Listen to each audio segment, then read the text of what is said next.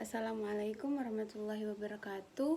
Perkenalkan, nama saya Mutia Mutmainah, NIM 2022-384, jurusan Pendidikan Agama Islam semester 5C. Baiklah, di sini saya memenuhi tugas mata kuliah Sejarah Pemikiran Pendidikan Islam. Materi saya yang berjudul Metode Kishalul Quran Pendidikan Agama Islam menurut Muhammad Qutb. Baiklah, saya akan jelaskan mengenai biografi Muhammad Qutb. Nama lengkap Muhammad Qutb yaitu Sayyid Muhammad Qutb Ibrahim Husain. Ia lahir pada tanggal 9 Oktober 1906 di Kampung Mausyah, salah satu provinsi Asyut di daratan tinggi Mesir. Ia dibesarkan di dalam sebuah keluarga yang menitik beratkan ajaran Islam dan mencintai Al-Quran. Ia merupakan anak ketiga dari 5 adik-beradik yang terdiri dari 3 perempuan dan 2 lelaki. Namun jumlah sebenarnya saudara kandungnya berjumlah 7 orang, tetapi 2 orang telah meninggal dunia. Sewaktu usia kecil, ayahnya bernama Al-Hajj Qutb bin Ibrahim dan ibunya bernama Sayyidah Nafas Qutb. Bapaknya seorang petani terhormat yang relatif berada dan menjadi anggota Komirasis Partai Nasionalis di desanya.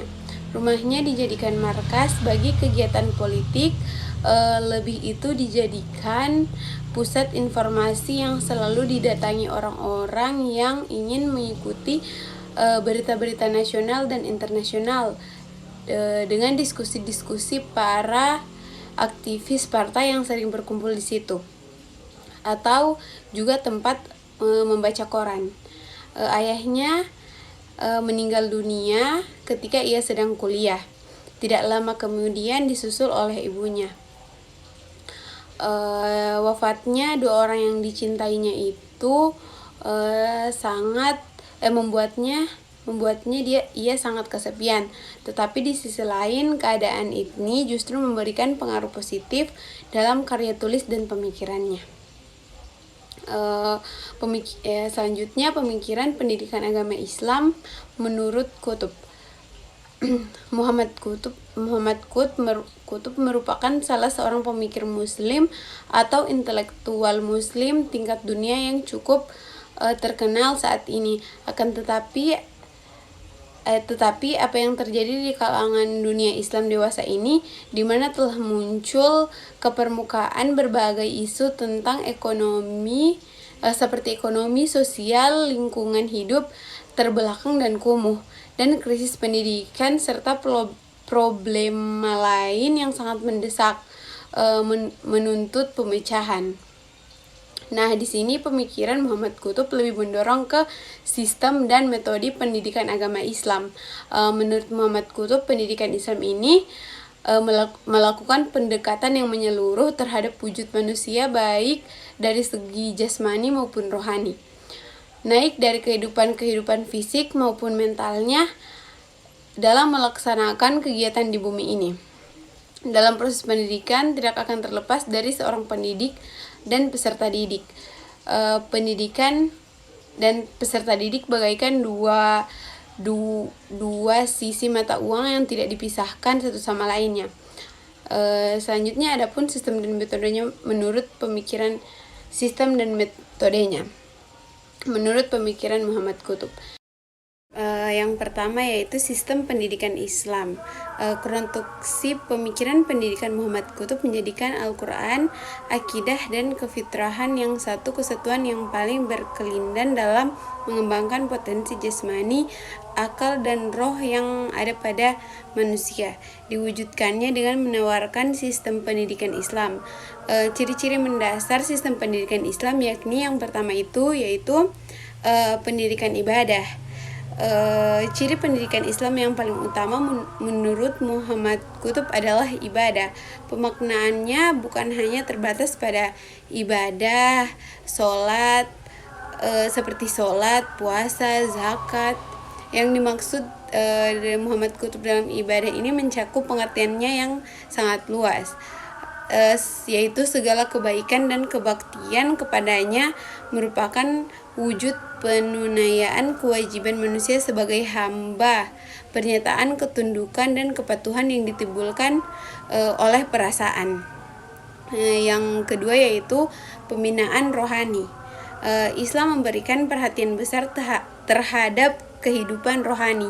Sistem pendidikan Islam dalam pembinaan rohani ini menurut Muhammad Qutb yaitu diarahkan agar tercipta hubungan yang harmonis terus-menerus antara roh itu dengan Allah Subhanahu wa taala dalam saat apapun dan pada seluruh kegiatan berpikir dan merasa. Selanjutnya yang ketiga yaitu pendidikan intelektual, yaitu kemampuan berpikir yang bersumber dari akal atau dalam bahasa Arab itu akal. Merupakan salah satu keistimewaan manusia dibanding makhluk-makhluk hidup lainnya. Yang keempat itu dia pendidikan jasmani dan rohani. Pendidikan jasmani merupakan bagian penting dalam potensi kefitrahan manusia.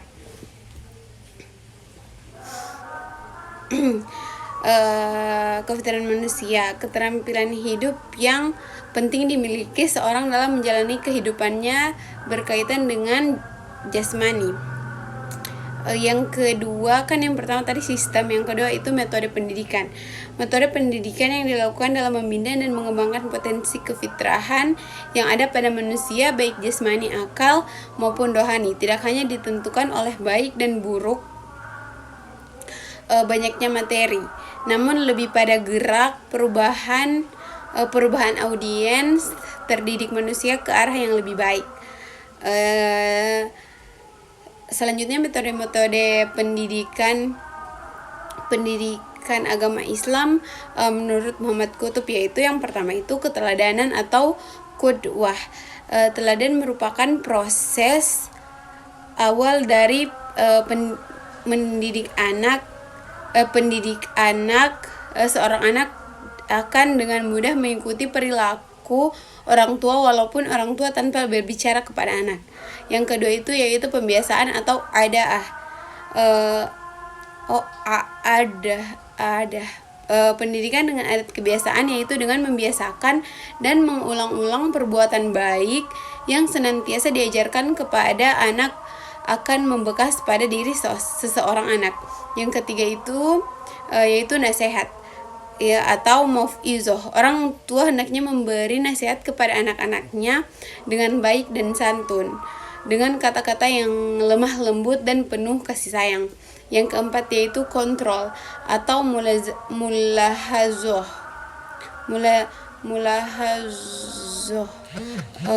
Apa yang dilakukan oleh anak. Mengawasi dan memantaunya apa anak melakukan kesalahan yang harus diperbaiki atau melakukan perbuatan yang perlu disadarkan agar tidak mengulanginya. Yang terakhir yaitu sanksi atau ukubah. Sanksi dibutuhkan dalam proses pendidikan anak. Fungsinya yaitu adanya sanksi ini dalam pendidikan adalah sebagai efek jera agar tidak melakukan perilaku yang tidak sesuai dengan norma sosial. Orang tua sebelum memberikan sanksi kepada anak harus memperhatikan dan memahami apakah anak sebenarnya mengetahui bahwa itu perbuatan itu yang dilakukannya itu adalah salah. Demikianlah materi saya tentang metode Kishalul Kitab pendidikan agama Islam menurut Muhammad Qutb. Saya Tia Mutmainah, mohon maaf jika ada banyak salah. Wassalamualaikum warahmatullahi wabarakatuh.